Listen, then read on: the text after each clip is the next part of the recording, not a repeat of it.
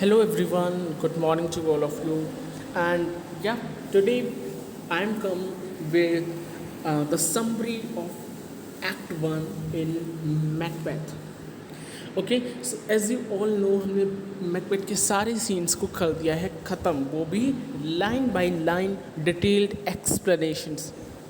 ठीक है, हमने एक्ट 1 सीन 1 देखा, एक्ट 1 सीन 2 देखा, एक्ट 1 सीन 3 देखा, एक्ट 1 सीन 4 देखा, एक्ट 1 सीन 5 देखा, एक्ट 1 सीन 6 देखा, और अभी 2 दिन पहले हमने एक्ट 1 सीन 7 को भी देख लिया है।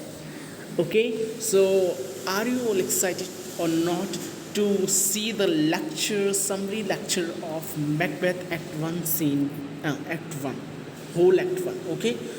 देखो ये मैं क्यों बना रहा हूँ, ये मैं इसलिए बना रहा हूँ, if you want a quick revision in your examination, suppose your tomorrow is your examination and you do not have that much of time to revise the entire act scene by scene, आपको आता सब कुछ है, अच्छे से आपने पढ़ रखा है, आपने वीडियोस देख रखी हैं, ठीक है, आपने अच्छे से पढ़ लिया है, पर अगर आपको एक क्विक रिवीजन चाहिए, ठीक है, एक क्विक रिवीजन चाहिए जिससे आप चीज़ों को भूलें ना, ओके, वो जो चीज़ है, वो जो इम्पोर्टेंट थिंग्स हैं वो आपके माइंड में सेटल डाउन हो जाए अच्छी तरीके से, है ना, एक रिफ्रेशमेंट मिल जाए आपकी मेमोरीज़ को, तो उसलिए ये सीन, ये समरी लेक्चर तैयार किया जा रहा है, ओके।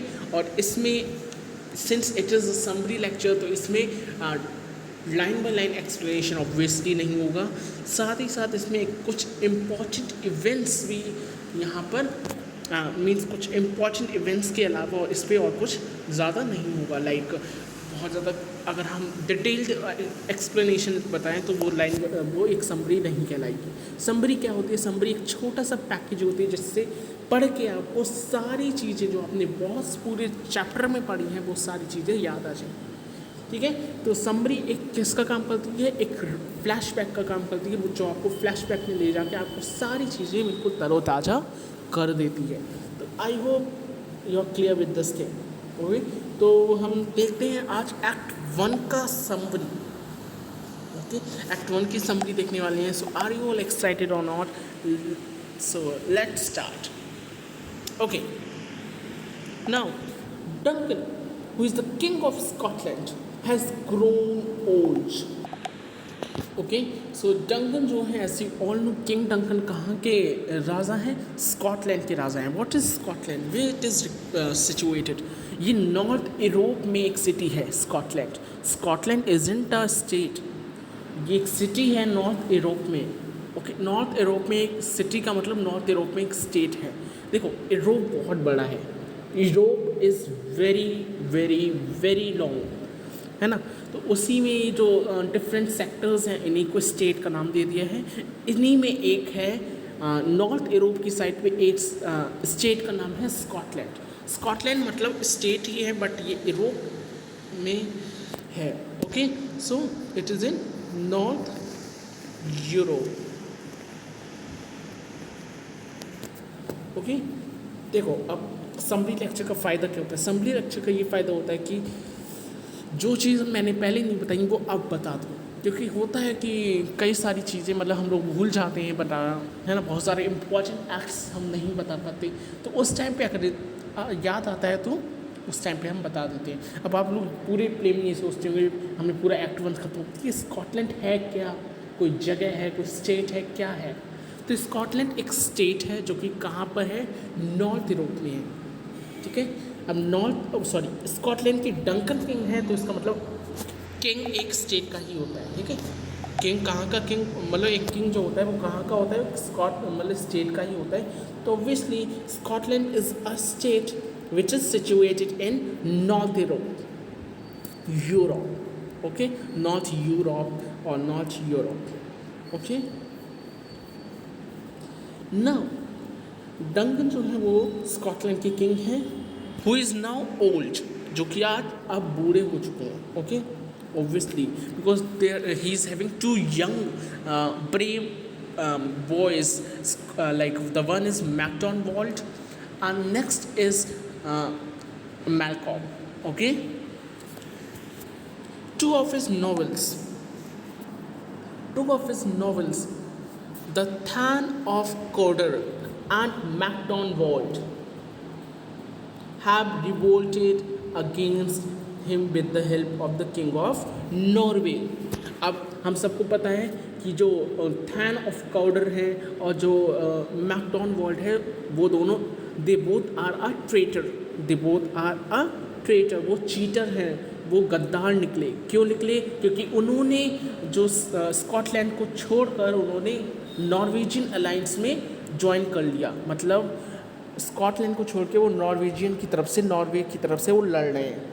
ठीक है, हमें देखो, जो ये वॉर, यहाँ पे वॉर हो रही है, यहाँ पे रिवॉल्ट चल रहा है किस किस के बीच में? स्कॉटलैंड के बीच में और नॉर्वे के बीच में। स्कॉटलैंड का किंग है कौन? This one, king Duncan. और नॉर्वे का किंग कौन है? मैकडॉनल्ड। ठीक है, तो ये जो थैन ऑफ काउडर है, ओके, ये मैकडॉनल्ड के साथ मिलके एक ट्रेटर का काम करता है, एक गद्दार का काम करता है, isn't it? However, Macbeth, a noted general as well as a close relative of King Duncan, and Banquo, another general, fought so bravely that the rebels were soon routed. Means, अब ये जो मैकबेथ है, अब यहाँ पे Macbeth introduce होता है। Macbeth कौन है? एक ग्रेट जनरल है, साथ ही साथ ही is the kindsman of king Duncan. Kindsman means he is the relative of King Duncan. He is the cousin of King Duncan. King Duncan कौन है? Macbeth के अंकल हैं. So there is a relationship of uncle and cousin between Macbeth and King Duncan. King Duncan uncle है Macbeth के और Macbeth cousin है King Duncan का. ठीक है, तो King और दिस फेलो किंग और जनरल के अलावा इन दोनों के बीच में एक और रिलेशन है, that is uncle and cousin का। याद रखना ये चीज़, ठीक है। तो जो मैकबेथ है वो एक बहुत ही ब्रेव, बहुत ही वैलिएंट जनरल है, कहाँ का? स्कॉटलैंड का। साथ ही साथ वो कज़न है किंग डंकन का, ठीक है। A close relative means he is the cousin of king Duncan. And BenQ, अब बैंक्यू जो कि क्लोज फ्रेंड है मैकबेथ का। बैंक्यू कौन है? मैकबेथ का क्लोज फ्रेंड है, जो कि एक और जनरल है, okay. He is an another general, fought so bravely that the rebels were soon rooted. इतनी बहादुरी से वो दोनों लड़े, कौन? मैकबेथ और बैंक्यू, कि उन्होंने मैकडॉनल्ड को मार दिया। मैकडॉनल्ड कौन है? ही is the this one traitor, okay. Okay, next, Duncan has two sons, as we know. The one is Malcolm and next is Donald Wayne. Okay, so Duncan has two kings, in which Malcolm, who is now the king of Cumberland. Okay, so let's read. So let's move further, and Duncan receives the news of battle from a bleeding captain. अब ये act 1 scene 2 शुरू हो जाता है, ठीक है, यहाँ से। अब डंकन को एक न्यूज़ मिलती है, किसके थ्रू? एक ब्लीडिंग सार्जेंट के थ्रू, ब्लीडिंग कैप्टन के थ्रू। सार्जेंट का मतलब होता है captain, a high ranking captain, okay, जो कि सारी वॉर्स को, सारी रिवॉल्ट्स को वो चेक करता है कि कैसा कंडीशन है, क्या चल रहा है, और वो सबसे आगे लड़ता है, ठीक है। तो एक ब्लीडिंग कैप्टन आता है उसके पास, किसके? डंकन के पास।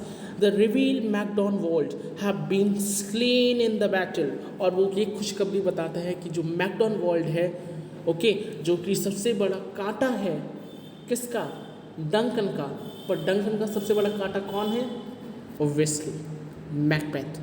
पर यहाँ पे उसे बताया गया है कि अभी जो सबसे बड़ा कांटा है वो कौन है? ये बंदा, this fellow,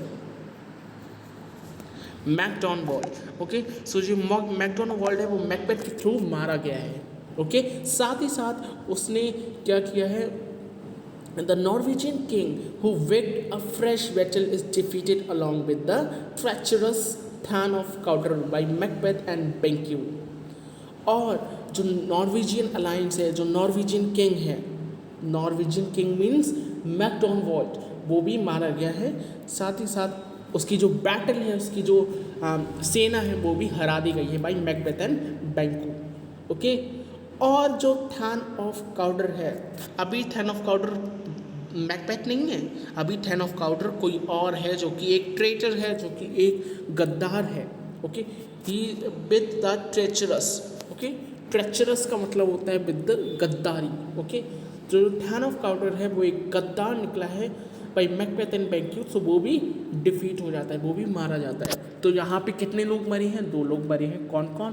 the Macdonwald, okay, and next the thane of काउडर।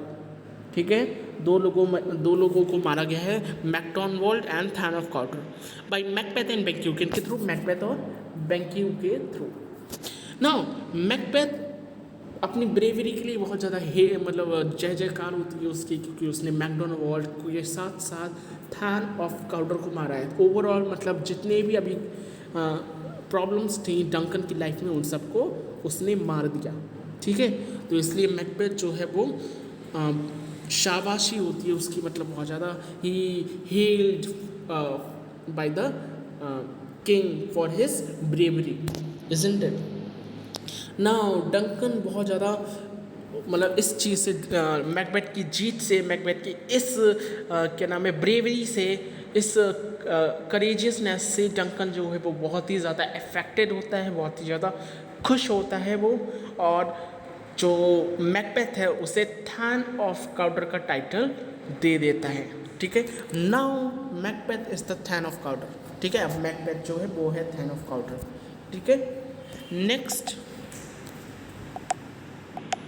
Now, while Macbeth and Banquo are returning from the battle, they meet 3 witches on a lonely hill. Act 1 Scene 3 started. अब जब मैकबेथ और BenQ अपनी जीत, मतलब मैकडॉनवॉल्ड और thane of काउडर को मार के आ रहे थे, अपनी जीत की खुशी मनाते हुए आ रहे थे, जब लौट रहे थे कहाँ? उसकी तरफ, फॉरेस्ट की तरफ जा रहे थे जब, है ना, किंग डंकन को ये खुशखबरी सुनाने, मतलब किंग डंकन को तो खुशखबरी पहले ही मिल गई थी by the sergeant, by the captain, पर अब वो उनसे मिलने जा रहे थे। तब उन्हें रास्ते में कौन मिली? The 3 weird sisters. याद है 3 वियर्ड सिस्टर्स? द 3 विचेस, है ना, 3 विचेस मिली, 3 चुड़ैलें मिली on the heath, on the lonely heath. Heath का मतलब क्या होता है? ओपन ग्राउंड, एक खुला मैदान। ठीक है, नाउ अब जो विचेस हैं, हालांकि वो जो थैन ऑफ ग्लैमिस है, थैन ऑफ काउडर है, और किंग का टाइटल अभी उन्हें मिला नहीं था। ओके, जो थैन ऑफ काउडर है वो किंग डंकन ने सोच रखा था कि जब मतलब ये टाइटल जो है वो किसे किंग मैकबेथ को मिलना चाहिए। अभी उसने डिक्लेयर नहीं किया था कि now Macbeth is a thane of Cawdor. ठीक है, अभी उसने बताया नहीं था, तो वो सोच ही रहा था। तब तक जो विचेस हैं वो प्रेडिक्ट कर देती हैं कि मैकबेथ आप you will be the Thane of Glamis, then Thane of Cawdor, then the king. Means you will be the Thane of Glamis first, then Thane of Cawdor, and then you will be the future king of Scotland. ठीक है, ये बात सुनकर they predict that ये बात सुनकर जो Macbeth है वो बहुत ही ज़्यादा सरप्राइज हो जाता है, बहुत ही ज़्यादा स्टर्न रह जाता है वो, है ना। तभी जो विचेस हैं वो बैंक्यू के लिए भी बोलती हैं कि बैंक्यू, हालांकि तुम मैकबेथ से ज़्यादा ब्रेव नहीं हो, पर तुम मैकबेथ से ज़्यादा फॉर्चुनेट हो, क्योंकि तुम्हारे जो चिल्ड्रन हैं they will be the king, they will be the future king after Macbeth. ठीक है, तो यही बोलती है that they predict that Banquo will be the fountain head of future kings, though he himself will not be a king. हालांकि वो खुद king नहीं बनेगा, पर उसके जो किड्स हैं, उसके जो चिल्ड्रन हैं, they will be the future king. वो उसके जो बच्चे हैं बैंक्यू के, वो फ्यूचर किंग बनेंगे। बैंक्यू का कौन बेटा है? बैंक्यू का बेटा अभी हम पढ़ेंगे एक्ट 2 सीन 1 में, उसका नाम है फ्लिएंस। ठीक है, बैंक्यू के बेटे का नाम है फ्लिएंस। तो जो बैंक्यू का बेटा है फ्लिएंस, वो ही बनेगा फ्यूचर किंग। समझ आए? I hope. मैकबेथ बहुत ज़्यादा सरप्राइज हो जाता है जब वो सुनता है बाय द सार्जेंट, एक और सार्जेंट आता है, एक और मैसेंजर आता है कि जो किंग है उसने मैकबेथ को थैन ऑफ काउडर डिक्लेयर कर दिया है। ये सुन के तो मैकबेथ मतलब खुश भी बहुत होता है और बहुत ज़्यादा बहुत ज़्यादा सरप्राइज भी होता है कि कैसे ये जो वियर्ड थिंग्स हैं, ये वियर्ड स्ट्रेंजर्स हैं, ये वियर्ड क्रिएचर्स हैं, ये प्रिडिक्ट कर सकती हैं मेरा future. Okay, next, this according to Macbeth fulfills partially the witch's prophecy. Macbeth learns later that Duncan's son Malcolm had been appointed king of Cumberland. अब मैकबेथ सोचता है कि अभी तो ये पार्शियल फुलफिलमेंट ही हुई है विचेस की प्रोफेसीज की, विचेस की प्रेडिक्शंस की. ओके, तब तक जो मैलकॉम है, जो कि डंकन का कौन है, बड़ा बेटा, Malcolm is the Elder king. तो जो मैलकॉम है वो बन जाता है वो बन जाता है king of Cumberland. Okay, Prince of Cumberland बन जाता है कौन, मैलकॉम. ओके, जो डंकन है वो अपॉइंट कर देते हैं किंग ऑफ कम्बरलैंड. किसे,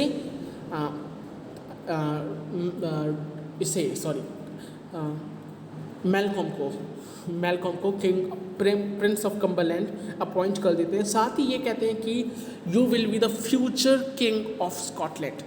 किससे कहते हैं, मैलकॉम से कहते हैं कि you are a prince of Cumberland. साथ ही साथ you will be the thorn of our future successor. Okay, you will be the our future king. Okay, Macbeth जब ये चीज़ सुनता है कि उसे जो इसे क्या नाम है, मैलकॉम को फ्यूचर किंग का टाइटल भी मिल जाएगा, तो वो बहुत ज़्यादा फ्यूरियस हो जाता है, बहुत ज़्यादा गुस्सा हो जाता है. And he Macbeth being buried about his future hatches a plan of killing the king so as to become the king of Scotland. और ये बात सुन के मैकबेथ जो है वो बहुत ज़्यादा गुस्सा हो जाता है और वो मैकबेथ को, वो किंग डंकन को मारने के प्लान को सोचने लगता है. देखो, मैकबेथ, जैसे कि मैंने कई बार बताया, मैकबेथ बुरा नहीं था, लेडी मैकबेथ बुरी थी. ओके, पर यहाँ पे लेडी मैकबेथ तो है नहीं, तो मैकबेथ ने ऐसा प्लान क्यों सोचा? मैकबेथ ने ऐसा प्लान इसलिए सोचा क्योंकि ये सारी किसके कारनामे थे, ये सारी विचेस के कारनामे थे. जो ये विचेस हैं, 3 weird sisters हैं, they are sprinkling some spells, some magic over the Duncan, over the Macbeth, and due to this Macbeth is able to think so beyond of his thinking. Macbeth is able to think so beyond of his thinking that he has to assassinate King Duncan. ठीक है, he has to kill, he has to murder King Duncan. साथ ही साथ जो ये hallucination create किया गया है by the witches, this is the symbol of the witches cruelness. उनकी जो रूडनेस है, उनकी क्रूअलनेस है, उसके लिए शो किया गया है. ठीक है.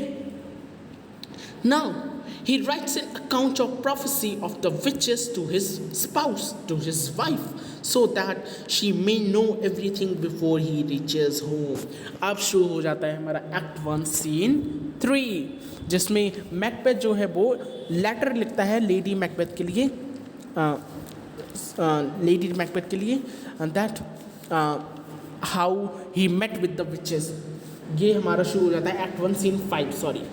Okay, this is our scene 5, act 1 scene 5. तो जो मैकबेथ है वो लेटर लिखता है अपनी वाइफ के लिए, लेडी मैकबेथ के लिए, कि कैसे वो विचेस से मिला, कैसे उन्होंने उनका फ्यूचर प्रेडिक्ट किया और कैसे उस फ्यूचर में से एक प्रोफेसी भी सच हो गई.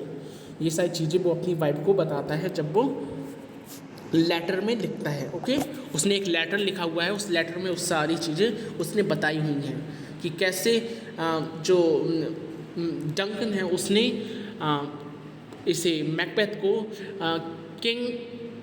The thane of Cawdor, thane of Glamis और किंग का भी मतलब थैन ऑफ काउडर और थैन ऑफ ग्लेमिस का टाइटल दिया है.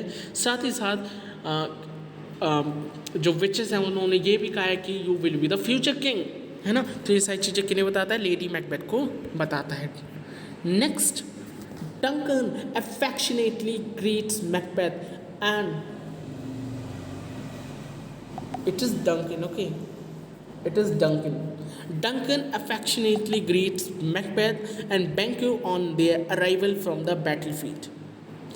अब जो डंकन है मैकबेथ और बैंक्यू को ग्रीट करता है जब वो बैटलफील्ड से आ रहे होते हैं. Okay, And in order to honor Macbeth, the king declared that he would be the Macbeth's guest for the night at the castle at Inverness, at his castle at Inverness. और इस खुशी की वजह से, इस जश्न की वजह से जो मैकबेथ, जो किंग डंकन है, उसने मैकबेथ को अपने लाइक इन्वेनेस पे उसने मतलब मैकबेथ से कहा कि we will be your a guest tonight at Inverness. We are going to come to have supper in your Inverness, in your palace. So intimate your spouse, intimate your wife to prepare the dinner for us. ठीक है, हम अपने bond को और ज़्यादा strong करेंगे, ये कहता है डंकन कि हम वहाँ जाकर, हम तुम्हारे घर पे जाके, इन्वेनेस में जाके अपने बॉन्ड को और ज़्यादा स्ट्रॉन्ग करेंगे. Next, Lady Macbeth is already informed of the witch's prophecy from a letter by the husband. She expresses fear that Macbeth is too timid to act boldly to do the foul deed in order to become the king. अब lady Macbeth जो है, उसे सब कुछ पता था कि कैसे कैसे वो प्रेडिक्शन हुई विचेस के थ्रू, क्योंकि उसने सब मैकबेथ ने लेटर के थ्रू सब कुछ उसे इंटीमेट कर दिया था. पर लेडी मैकबेथ जो है वो बहुत ज़्यादा परेशान है, बहुत ज़्यादा she is in trouble. Okay, she is in trauma, you can say, है ना, कि जो उसका हस्बैंड है Macbeth, he is very innocent. Okay, वो बहुत ज़्यादा इनोसेंट है. और अगर जो किंग है, अगर उससे किंग बनने का टाइटल दें, या थैन ऑफ काउडर मतलब किंग बनने का अगर टाइटल दें, अगर जैसे कि उसे पूरा विश्वास है कि अगर उसे थैन ऑफ काउडर का भी टाइटल मिला है तो किंग का टाइटल क्या पता किंग दे दें उसे. पर वो बहुत परेशान है क्योंकि Macbeth is very innocent. Okay, तो कहीं वो मना नहीं करते, तो इसलिए she is very worried about it. Okay,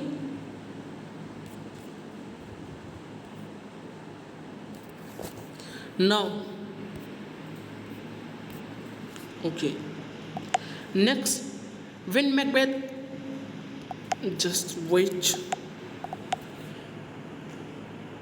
now let's start scene 7. This was your scene 6. Okay, this was your scene 6 from here.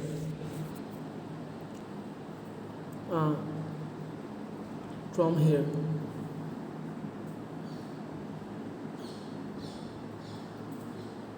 Okay, now let's start scene 7, act 1, scene 7. Now